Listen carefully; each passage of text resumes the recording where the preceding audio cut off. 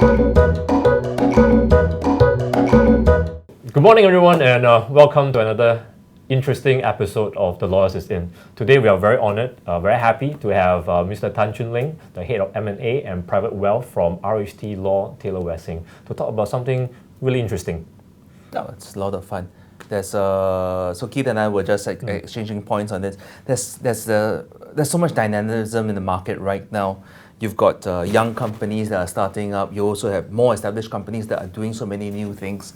And this is through the ups and downs of the market. So we're just seeing a lot of energy in the market.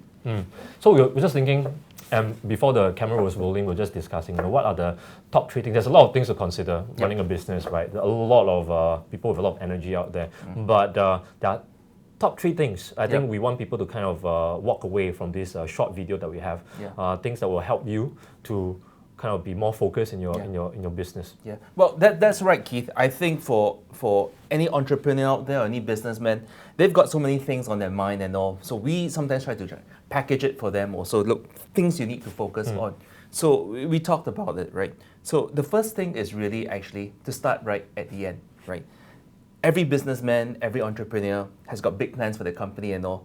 And we've seen many cases where, people who have planned early, who then say that, look, I want my company to hit a certain size by a certain day. I want to be able to IPO the company. I want to be able to sell the company at some point in time. Many say that, but very few are well prepared for that. We've seen companies which have got great business, it's got a lot of potential, a lot of people want to buy the company, but internally it just isn't organized well. Contracts are not in place, business relations are there, but they are very much resting on goodwill or good relations. They are tied to 1 or 2 people instead of being institutionalized.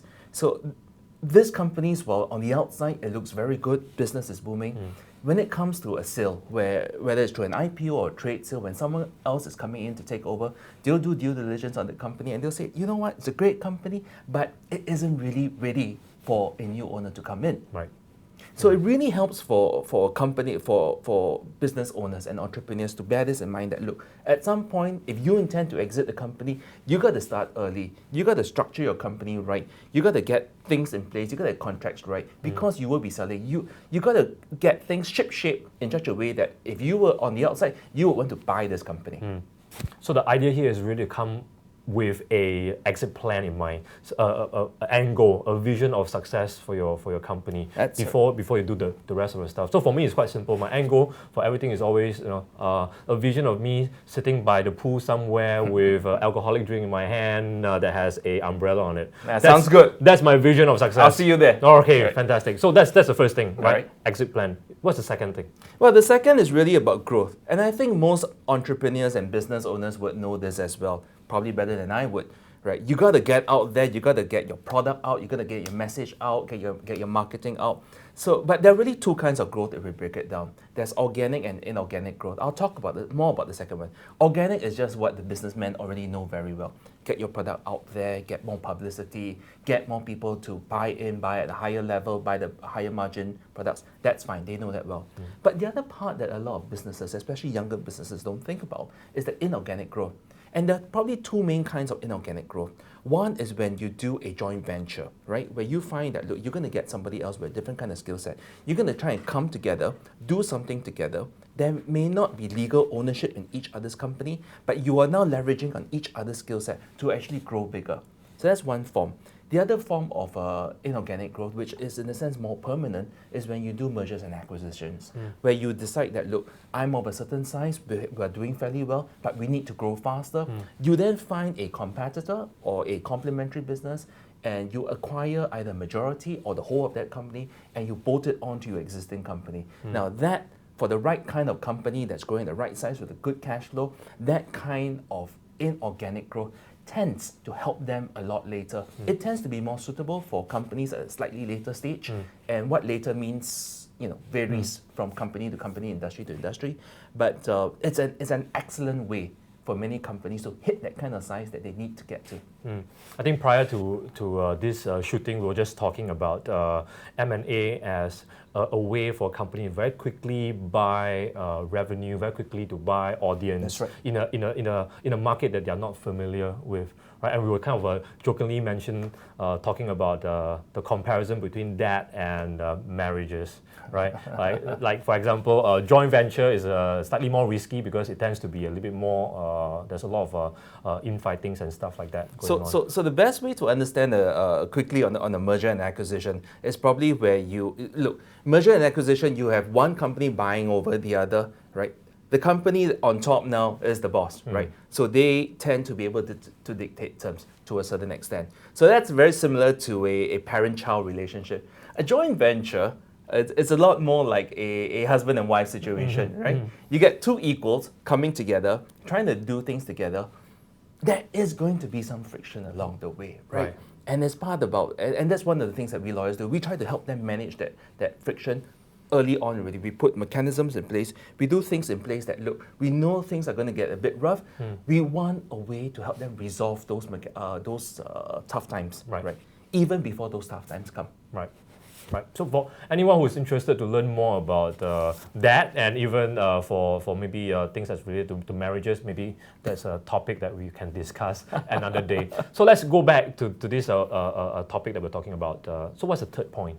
Well, the third one is actually probably less discussed. Risk management. I think we've seen a lot of good companies. They've got their books in order. They've got their ship in their house in order. They've got good growth. They're doing the merger and acquisition here and there, but they don't watch for the downside risk. Entrepreneurs and good business leaders tend, by nature, to be very optimistic people. Right? They're always looking at how much you can grow at a certain point, but there are also many factors outside their control. The good ones we've seen might grow at a slightly slower pace, but you realize that they have very good risk management arrangements in place. Now, what kind of risk are we talking about here, Keith? It could be all kinds, whether it's on the business front, whether it's on the succession front. One area that we tend to see a lot of now tends to be on the reputational front, where, look, the company could be doing well, but someone goes on the net, say something, right or wrong, they just say it anyway, and harm is already done. Right. So, in fact, I mean, this is something that I was learning from you. I mean, in terms of how companies deal with a situation like that. Right. So in fact, since you're talking about this, we actually do have several workshops coming out that talks about crisis and reputation management.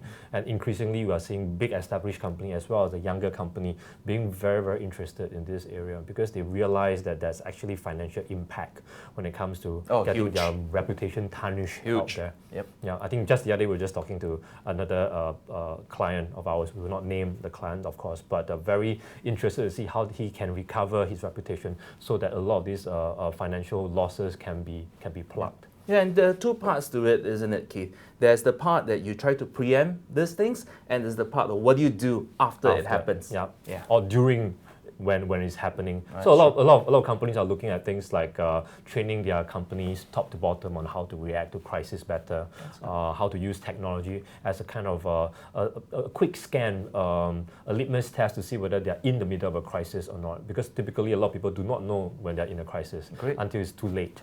Right? So we do have technology that will help us with that as well. Well, good. I'm glad you're reaching out to the companies on that, Keith. Thank you. Right. So, well, on that note, we actually have very, very little time today, but I think that's a very interesting topic that we can discover another, or can talk about or expand on another episode. So today, thank you very much for joining us. We only have this short period of time with Choon Leng, but please leave your comment at the bottom of the comment box and we'll get back to you in the next episode. Thank you very much.